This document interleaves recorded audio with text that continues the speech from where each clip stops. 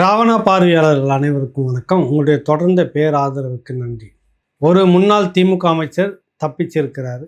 ஒரு முன்னாள் திமுக அமைச்சர் கிரேட் எஸ்கேப்னு வெளிநாட்டுக்கு ஓடி இருக்கிறாரு. ஒரு முன்னாள் திமுக அமைச்சர் தலைமறைவாகியிருக்கிறார். இதுதான் இன்னைக்கு முக்கிய பேசுபொருளாக இருக்கிறது.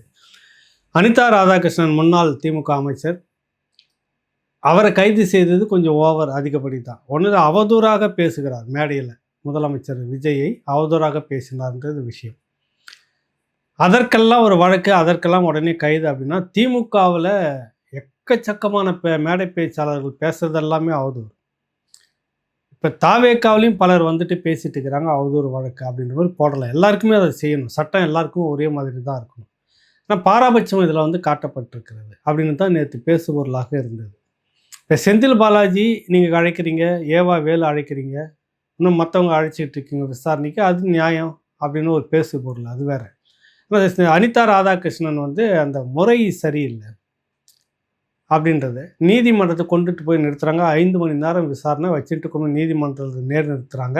அதுக்கு முன்பாக மருத்துவ பரிசோதனைலாம் முடிஞ்சது. கிட்டத்தட்ட ரிமாண்ட் அப்படின்ற மாதிரி தான் இருந்தது நிலைமை. பார்த்தா நீதிமன்றத்திலே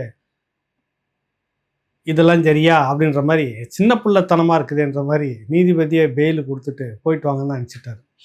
இந்த அரசுக்கு இது 2வது முறை நீதிமன்றம் தலையில் ஒரு கொட்டு வச்சிருக்குன்ற மாதிரி தான். யூடியூபர் வந்துட்டு மாரிதாஸ், அவர் அந்த மாதிரி தான் அவதூறாக பேசினார்னு வழக்கு போட்டு அவர் போயிட்டு அங்கேருந்து மதுரையிலேருந்து கைது செய்துட்டு சென்னைக்கு கொண்டு வந்து வச்சிருந்து விசாரித்து மாலையில் பார்த்தீங்கன்னாக்கா ஒன்றில் விடுவிச்சாச்சு. அதுக்குள்ளே கோர்ட்லேருந்து பெயில் கிடச்சிருச்சு அவருக்கு. இப்போ அனிதா ராதாகிருஷ்ணன் விஷயத்தில் அதே தான் கிடச்சிருக்கு. ஏன் இந்த வேகம்? எதுக்கு இப்படிலாம் தேவையா? எதுக்கு வழக்கு போட்டு கோர்ட்டில் பார்த்துக்குங்க அப்படின்னு சொல்லிட்டு போகலாமே. இப்போ பெரிய கொடுங்குற்றம்லாம் கிடையாது. அதுக்கு எதற்காக இந்த வழக்கை பதிவு செய்கிறீங்க? இவ்வளவு வேகம் காட்டிருந்த தாவேகா அரசு, அந்த தாவேகா முக்கிய நிர்வாகி ஒருத்தர் பாலியல் குற்றச்சாட்டியே வந்திருக்கிறது. 20 நாட்களுக்கு மேலாக இன்று வரை எந்த விதமான நடவடிக்கையும் இல்லை. அது கிணத்துல போட்ட கல்லாட்டம் வச்சு தன்னுடைய உறுப்பினர் கட்சி ஆட்களாக இருந்தால், கட்சிக்கு வேண்டப்பட்டவனாக இருந்தாக்கா என்ன வேணாலும் செய்துக்கலாம். பகிரங்கமான குற்றச்சாட்டு, என்னை ஏமாற்றி இப்படியாக பாலியல் துன்புறுத்தல் செய்திருக்கிறாங்க அப்படின்றது தான் அதில் பதிவு. எந்த நடவடிக்கையும் இல்லை. இது ஒரு பேசு பொருளாக இருக்கிறது. இந்த பக்கம் வந்தீங்கன்னா செந்தில் பாலாஜிக்கு வந்துட்டு வீட்டுக்கு கொண்டு போய் சம்மன் கொடுத்துருக்காங்க திருவல்லிக்கேணி காவல்துறை. எதற்காக அப்படின்னா, இந்த ஆட்சி கவிழ்ப்பதற்கு சதி செய்ததாக திட்டம். யாருன்னா அந்த கருத்து கணிப்பு நடத்திட்டு இந்த தம்பி திருநாவுக்கரசு, அதுக்கு அடுத்தது அவருக்கு வேண்டப்பட்ட ஒரு 8 பேர் இதில் வந்து சுற்றி வளைச்சி கைது பண்ணியிருக்கிறாங்க. ஒரு தாவேகா சட்டமன்ற உறுப்பினருக்கு 35 கோடி பேரம் பேசியதாக, அவர் வந்து சபாநாயகர் வாக்கெடுப்பு அடுத்த முறை நடத்தும்போது 10 பேர் கலந்து கொள்ளக்கூடாதுன்னு திட்டமிட்டு, அதில் அந்த மாதிரி தாவேகா வேட்பாளர் ஒருத்தர் இளையராஜா சட்டமன்ற உறுப்பினர் அவர்கிட்ட பேசினதா புகார் போய் தான் இந்த சம்பவம் நடந்திருக்குது. இதில் மெயினாக என்னென்னா 2 பேர் வந்துட்டு, குறிப்பாக நரேஷ் தியாகராஜன்றவர் ரொம்ப முக்கியமானவங்க. இப்போ போலீஸ் கஸ்டடியில் வந்து கேட்டிருக்கிறாங்க. எடுத்து விசாரிக்கும் போது இன்னும் பல்வேறு தகவல் வருது. ஏன் அந்த 2-3 பேர் மட்டும் இப்போ போலீஸ் கஸ்டடி எடுத்து விசாரிக்கணும்னா, செந்தில் பாலாஜி உடன் இருப்பவர்கள் இவர் தான், இவங்க மூலமாக தான் வந்துட்டு உங்களுக்கு அந்த ஐபிடிஎஸ்ன்னு நிறுவனம் நடத்திட்டு இருக்கிறார், கருத்து கணிப்பு நிறுவனம். அடிக்கடி லயோலா கல்லூரி மாணவர்கள், முன்னாள் மாணவர்கள் கருத்து கணிப்புன்னு ஒன்று ப்ரெஸ் மீட்லாம் கொடுத்துட்டு இருப்பார் பாருங்க, அவர் தான். அந்த தம்பியை பிடிச்சி அவர் மூலமாக தான் இந்த பேரெல்லாம் பேசப்பட்டதாக ஒரு செய்தி வந்து ஓடிட்டுருக்குது. அவர் அந்த தம்பி இதெல்லாம் செய்வாரா, இதுக்கு ஒர்த்தானவரா அப்படின்லாம் தெரியல. பணம் அப்படின்னாக்கா எதுக்கு வேணாலும் எந்த வேணாலும் முடிச்சு கொடுப்போம் அப்படின்றது ஏற்கனவே கருத்து கணிப்பு மூலமாக யார் கொடுத்தாலும் நான் தொகுதிக்கு கருத்து கணிப்பை நடத்தி முடிச்சு கொடுப்பேன் அப்படின்ற மாதிரி தான் அவர் சொல்லிட்டு இருந்தார். அந்த வகையில் இந்த மாதிரியான வேலைக்கு போயிருப்பாரா அப்படின்னு தெரியல, சந்தேகம்தான். நம்ம வந்து தகவல் தெரியாமல் இது வந்து அபாண்டமாக அவர் மேலே பேசுறதுக்கு ஏற்புடையதல்ல. ஆக வழக்கு போட்டிருக்காங்க. இந்த வழக்கை ஒட்டி சம்மனுக்கு கொண்டு போய் கொடுக்குறாங்க. செந்தில் பாலாஜி அவருடைய தம்பி அசோக்குமார் இதில் வழக்கில் இணைச்சிருக்கிறாங்க. தம்பி அசோக்குமார் வந்து முதல்ல அவர் மனு போடுறாரு, முன்ஜாமீன் மனு போடுறாரு நீதிமன்றத்தில். அது திங்கக்கிழமை தான் விசாரணைக்கே வருது. இப்போ செந்தில் பாலாஜி அசோக்குமாருக்கும் சம்மன் என்னென்னா, திங்கக்கிழமை நீங்கள் நேராக காவல் நிலையத்தில் வந்து விசாரணைக்கு வரணும் அப்படின்னு சொல்லி மனு கொடுக்குறாங்க. அந்த செந்தில் பாலாஜியும் அசோக்குமாரும் தலைமறைவு. ஏற்கனவே ரொம்ப செல்வாக்காக தம்பி அசோக்குமார் ஒரு ஆண்டு கணக்கில் வந்துட்டு தலைமறைவாகவே இருந்தார். பிடிக்க முடியல அவரை. அந்த அளவுக்கு செல்வாக்கு திமுக போலீஸ் ஆட்சியில். அது இந்த முறையும் நீடிக்குமா அப்படின்னு தெரியல. திங்கட்கிழமை அவர் விசாரணைக்கு வருகிறாரா இல்லையான்னு தெரியல. அது ஒருவேளை சம்மன் வாங்குறதுக்கு ஆள் இல்லைன்றதுக்காக சொந்த பூர்வீகமான வீடு ராமேஸ்வரன் பட்டி கரூர் அங்கே போயிட்டு அவங்க அப்பாவை பார்த்து படித்து காட்டி வீடியோ ஆதாரத்தில் விஏஓ அந்த உள்ளூர் விஏஓ அழைச்சிட்டு போய் இது எல்லாத்தையும் முறைப்படி கொடுத்துருக்காங்க சம்மனை. ஒரு அமைச்சர் வந்து இப்போ கேள்விக்கு செந்தில் வந்து திங்கட்கிழமை நேரடியாக விசாரணைக்கு வருவாரா அல்லது தலைமறைவாக இருந்து நீதிமன்றங்களில் பிணை எடுத்துக்கிறதுக்கான வழியை பார்ப்பாங்களா அப்படின்ற கேள்வி இதுக்குள்ளாக இருக்கிறது.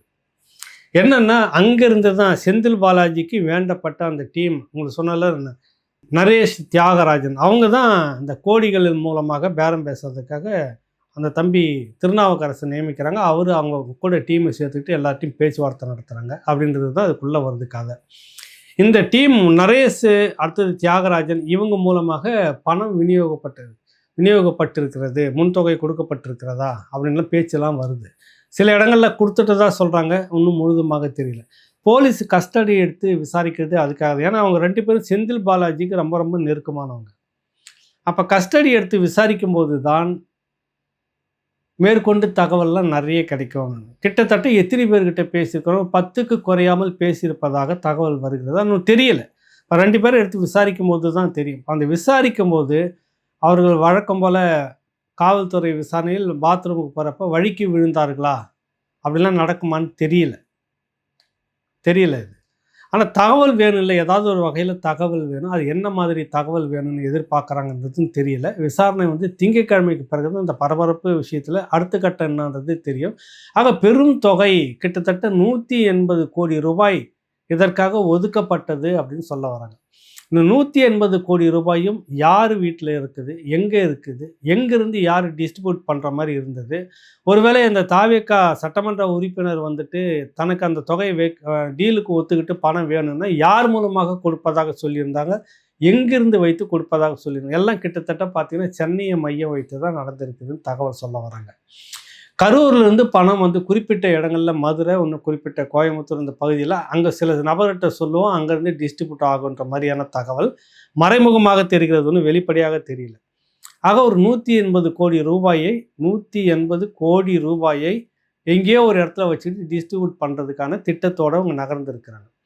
இதை தவிர்த்து வந்து பெரும் தொகையாக பணத்தை கொண்டு போய் கொடுக்கறத விட கோல்டன் பிஸ்கட் வந்து பேரம், அதாவது 130 கோடி ஒரு சட்டமன்ற உறுப்பினருக்கு 30லேருந்து 35 கோடி, சிலருக்கு 25 கோடின்ற மாதிரி ஆளுக்கு ஏற்ற மாதிரி பேசியிருக்கிறாங்க. அந்த சட்டமன்ற உறுப்பினருக்கு முழுதுமாக பணத்தை வந்து அவ்வளோவா அடுக்கி எடுத்துகிட்டு போகிறது சிரமமாக இருக்கும்ல. அதனால் தங்க பிஸ்கட்டாக கொண்டு போய் கொடுத்துடலாமா, தங்க கட்டின்னு சொல்லுவாங்க. இப்போ 35 கோடிக்கு தங்கத்தை கொண்டு போய் கொடுத்துட்டா அவர் சேஃப்டியாக எங்கன்னா வச்சுக்கலாம், எடுத்துகிட்டு போகிறதும் எளிதாக இருக்கும். பணம்ன்றது அவ்வளோவா அடுக்கி எடுத்துகிட்டு போகணும் இல்லை. இப்போ பல விஷயங்கள் இருக்குது. எல்லாம் வந்து நீங்கள் வந்து ஜிபே மூலமாக இல்லை மற்ற தொகை மூலமாகவோ இல்லை பேங்க் வேறு எதனா வங்கி மூலமாக மாற்றுறதுன்னா பெருஞ்சிக்கலாகும். அதனால் 2 வழி, ஒன்று கரன்சியாக கொண்டு போய் கொடுக்கணும், இல்லைன்னா உங்களுக்கு வந்து தங்க பிஸ்கட்டு. இப்போ தங்க பிஸ்கட்டு எங்கே வச்சுருக்கிறாங்க, யார் வச்சுருக்கிறாங்க, அது எந்த மிகப்பெரிய தங்க வியாபாரிகள் மூலமாக பரிவர்த்தனை போகிறதா அல்லது இவர்களாகவே வைத்திருந்து கொண்டு போய் கொடுக்குறார்களா? இதுதான் இப்போ கஸ்டடிக்கு எடுக்கிறதுக்கு காரணம் இந்த தங்க பிஸ்கட் விவகாரம் தான் சொல்கிறாங்க. இந்த பரிவர்த்தனை எங்கேருந்து தொடங்குறாங்க, எங்கே வச்சுருக்காங்க, அப்போ எங்கேயோ உங்ககிட்ட இருக்குது, அதை பறிமுதல் செய்யணும்.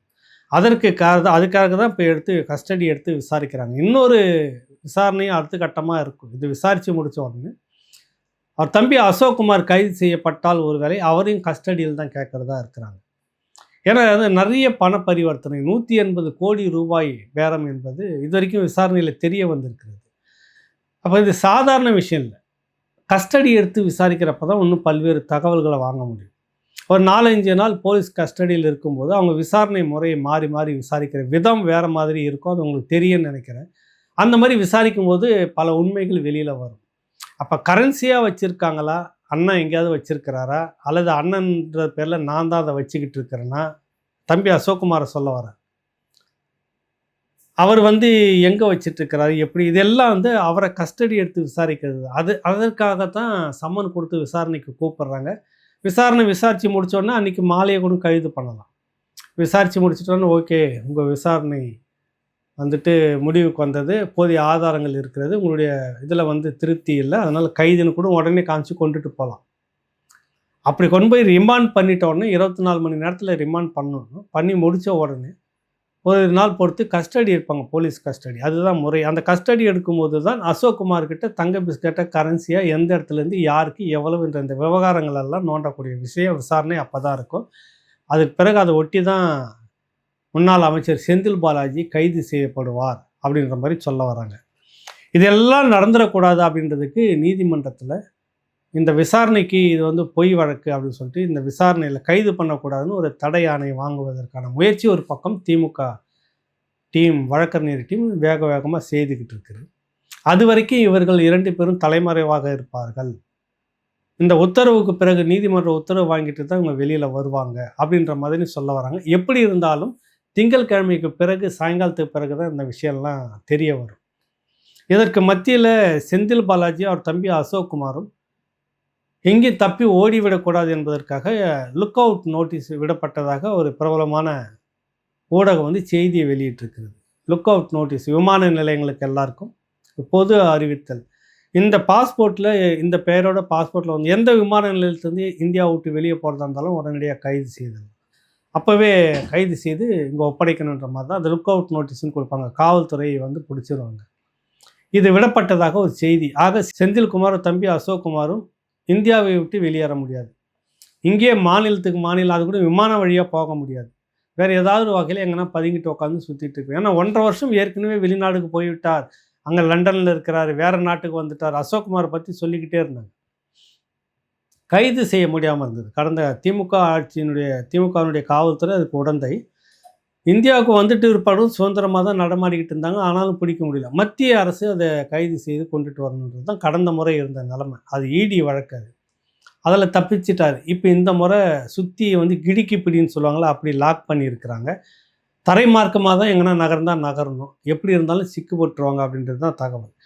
ஏன் இந்த மாதிரியாக ஒரு லுக் அவுட் நோட்டீஸ் கொடுத்துருந்தாங்க அப்படின்றதுக்கு காரணம் என்னன்னா, இன்னொரு முன்னாள் அமைச்சர் ஏவா வேலு ராவணாவில் பிரத்யேகமாக பஞ்சாயத்து கூட்டுறவங்க நிகழ்ச்சியில், திருசக்தியாருடைய அந்த நிகழ்ச்சியில் விரிவாக பேசியிருக்கிறோம், அலசியிருக்கோம் பாருங்கள். அவர் ஏற்கனவே திட்டமிட்டிருந்தது. அவர் மூலமாக தான் பண பரிவர்த்தனை. அவர் தான் ஒரு 20 தாவேகா சட்டமன்ற உறுப்பினர்களை எப்படியாவது தூக்கிட்டுனாக்கா பணத்தை கொடுத்துட்டு வாக்கெடுப்பு நடத்தும் போது வாக்கு போடக்கூடாது, மெஜாரிட்டி இந்த அரசுக்கு வந்துடக்கூடாது, டிவிகே அரசுக்கு அப்படின்றதுக்காக திட்டமிட்டு இருந்த நேரத்தில் தான் தெரிஞ்சு ரகசியமாக ஏற்கனவே அவர் பேரில் இருந்த வழக்கில் தமிழ்நாடு விஜிலன்ஸ், தமிழ்நாடு லஞ்ச ஒழிப்புத்துறை இருக்குல்ல, அந்த சாலை போட்ட வழக்கு ஒன்று இருந்துட்டு இருந்தது. அறப்போர் இயக்கம் 2022-23 காலகட்டத்தில் கொடுத்த புகார் அது ரொம்ப அலட்சியமாக வச்சுட்டு இருந்தாங்க. இவங்களே நிரந்தரமாக 26க்கு பிறகும் வந்துடுவாங்கன்ற பேரில் வச்சுக்கிட்டு இருந்துட்டாங்க போல. அந்த வழக்கை தான் தூசு தட்டி இப்போ இருக்கக்கூடிய தாவேக ஆட்சி, விஜய் ஆட்சி அவர் எடுத்து அவருக்கு சம்மன் கொடுத்துருக்குது. எப்படியும் இறுக்கிடுவாங்க அப்படின்னு அவர் உணர்ந்தாரோ என்னவோ தெரியல. இப்போ அவரை பிடிச்சோம்னாக்கா இன்னும் எத்தனை ஆயிரம் கோடிகள் எங்கெங்கே வச்சுருக்கிறாரு, அதில் எவ்வளவு டிஸ்ட்ரிபியூட் பேசியிருக்கிறாரு, அவர் என்னென்ன வேலைகள் செய்தார், இதெல்லாம் விசாரணைக்கு எடுப்பாங்க. அவர் சுற்றி இந்த பேரத்தில் ஈடுபட்ட இன்னொரு டீம் அடுத்த வாரம் பரபரப்பான கைதுக்கு ஆளாகக்கூடும். இப்போ செந்தில் பாலாஜி கோஷ்டி தான் இந்த கைது ஆகியிருக்கு. இது இல்லாமல் அவருக்கான ஒரு கோஷ்டி பின்னணியிலிருந்து வேலை செய்ததை வலைவீசி தேடிட்டு இருக்காங்கன்ற மாதிரி இருக்குது தகவல். அதில் சில பேர் கைது செய்வாங்க. முக்கியமாக அதில் ஏவா வேலு. இப்போ அவர் தெரிஞ்சு என்ன பண்ணிட்டாரு, சிங்கப்பூருக்கு கிளம்பிட்டார். அவரும் விசாரணைக்கு வரணுன்றப்ப அவருடைய வழக்கறிஞர் வந்து நேரில் ஆஜராகி அவருக்கு உடல்நிலை சரியில்லை, கால்ரா பேதின்னு ஏதோ ஒன்று சொல்லியிருப்பாங்க. அவர் சிங்கப்பூரில் இருக்கிறாரு, மருத்துவம் முடிச்சுக்கிட்டு வரணும், 10 நாள் அவகாசம் அப்படின்னு கேட்டிருக்காங்க. இப்போ 10 நாள் அவகாசம் அப்படின்ற மாதிரி இவங்களும் தமிழ்நாடு லஞ்ச ஒழிப்புத்துறையும் வந்து சரி அப்படின்னு இருக்குது. இந்த 10 நாளுக்குள்ளே என்ன நடக்கும் அப்படின்னா, அவர் தப்பிக்க தான் பார்ப்பார். எப்படி தப்பிக்க பார்ப்பார்னா, சட்ட ரீதியாக இந்த வழக்கில் ஏதாவது ஒரு விஷயத்தை சொல்லி, இது வந்து பொய் வழக்கு, பழி வாங்குவதற்காக போடுகிறார்கள், இது வந்து விசாரிக்கக்கூடாது, அல்லது எங்களுக்கு வந்து இந்த சம்மன் ஒரு வழக்கு பதிவு செய்திருந்தால் முன்ஜாமீன் வேணும், ஏதாவது ஒன்று சொல்லி இந்த வழக்கிலேருந்து கைது செய்து விடக்கூடாது. கைது செய்தாங்கன்னா கஸ்டடிக்கு எடுப்பாங்க, விசாரணை நடத்துவாங்க. ஐயா வாங்க, பேரம் பேசுனீங்களா, எங்கெங்கே பேசுனீங்க, என்ன பேசுனீங்க, எத்தனை லட்சம் கோடி இருக்குல்ல, எத்தனை ஆயிரம் கோடி இருக்குது, எத்தனை 100 கோடி இருக்குது, எல்லாத்தையும் எடுத்துருவாங்க. ஏதோ ஒரு தகவலை ஒன்று விட்டு போயிட்டே இருக்கும் உங்களுக்கு. ஆக இந்த நெருக்கடியிலிருந்து தப்பிப்பதற்காக அவர் ஏவா வேலு சிங்கப்பூரில் போயிட்டு ட்ரீட்மெண்ட்டில் இருக்கிறார், உடல் மருத்துவத்தில் இருக்கிறார். அவர் இப்போ அது கட்டாயம் அங்கே தான் எடுக்கணுமா. இங்கே இருக்கிற அப்போலோ மேலே வந்துட்டு அவங்களுக்கு நம்பிக்கை இல்லை. இங்கே இருக்கிற காவேரி ஹாஸ்பிட்டல் இத்தனைக்கு இவர்களாகவே கூட்டு சேர்ந்து ஷேர்லாம் போட்டு திமுக தரப்பினுடைய மருத்துவமனைன்னு ஊரே சொல்லிட்டு இருக்கிற காவேரி மருத்துவமனை மேலேயும் நம்பிக்கை இல்லை. சிங்கப்பூர் பெட்ரோமாக்ஸ் லைட்டே தான் வேணும்னு சிங்கப்பூருக்கு தான் ட்ரீட்மெண்ட் போகணும், அவர் வேறு எங்கேயும் போக முடியாது அப்படின்றதுக்காக அங்கே போய் தங்கிட்டு இருக்கிறாரு. வரும்போது என்ன நடக்கும்? 10 நாளுக்கு பிறகு கிட்டத்தட்ட 3ஆம் தேதி தான் வெள்ளிக்கிழமை அன்னைக்கு அவங்க சம்மனுக்கு போய் நேரில் ஆஜராகியிருக்கிறாங்க வக்கீல். 10 நாள் அவகாசம். 13, 14, 15 தேதிக்கெல்லாம் அடுத்த ரவுண்டு அவரது தொடங்கும். அதற்கு முன்பாகவே செந்தில் பாலாஜி அவருடைய தம்பி இருவரில் ஒரு பரபரப்பு இந்த வாரம் முழுக்க இருக்கும். இந்த வாரம் முடிஞ்சோடனே அடுத்த வாரத்தில் வந்துட்டு ஏவா வேலு அவர் சம்பந்தமான ஒரு ஆட்டம் தொடங்கும். எப்படி பார்த்தாலும் இதில் சுற்றி ஒரு பெரும் சிக்கலுக்குள்ளாக தான் போயிட்டுருக்குது. இது இல்லாமல் ஒரு 7 முன்னாள் திமுக அமைச்சர்கள் டார்கெட் பண்ணி வச்சுருக்காங்க. எல்லாமே ஊழல் முறைகேடு வழக்கு. இவர்கள் பேல ஏற்கனவே இருக்கிறது தான். இப்போ KN நேரு வந்து மத்திய இடி தான் வந்து தூக்கிட்டு போய் விசாரிக்கணும். ஏன்னா அவங்க தான் ஏற்கனவே டிஜிபிக்கு வந்து கொடுத்துருக்காங்க. இத்தனை ஆயிரம் கோடி ஊழல் முறைகேடு நடந்திருக்கிறதுக்கானது டிஜிபி ஆஃபீஸ் வந்து வழக்கு லஞ்ச ஒழிப்புத்துறை கொடுத்து வழக்கு பதிவு செய்யணும்னு திமுக ஆட்சியில் இருந்தது மனு போட்டு கேட்டுன்னு இருக்கிறாங்க. அப்போ இருந்த பொறுப்பு டிஜிபி, திமுக அரசில் பொறுப்பு டிஜிபி தானே இருந்துட்டு இருந்தாங்க. அவர் வழக்கு பதிவு செய்யாமல் இழுத்தடிச்சிட்டு இருந்தாங்க. இப்பொழுது வந்து அதுக்கான அனுமதி கொடுத்துட்டாங்க. விஜிலன்ஸ் வந்துட்டு வழக்கு பதிவு செய்திருக்கிறது. எந்த போலீஸ் அதிகாரி அருண் அவர்களை சென்னை மாநகர ஆட்சி கமிஷனராக வச்சுக்கிட்டு வச்சுக்கிட்டு இருந்தார்களோ அதே அருண் IPS அவர்கள் தான் இப்பொழுது விஜிலன்ஸுக்கு இயக்குநராக இருக்கிறார். அவர் மூலமாகத்தான் இந்த நேருக்கு வழக்கு போடப்பட்டிருக்கிறது. அப்போ வழக்கு போட்டாச்சு. இப்போ அப்புறமா பொறுமையாக கிளம்பி வரும், இடி வரும். அது வந்து மத்திய நிறுவனம். ஆக எப்படி பார்த்தாலும் பரபரப்புக்கு பஞ்சம் இருக்காது, கைதுக்கு பஞ்சம் இருக்காதுன்றது மட்டும் தெரிஞ்சிருக்குது. அடுத்த வாரத்தில் என்ன பரபரப்புன்றதை நம்ம பார்ப்போம், சந்திப்போம், பேசுவோம். நன்றி, வணக்கம்.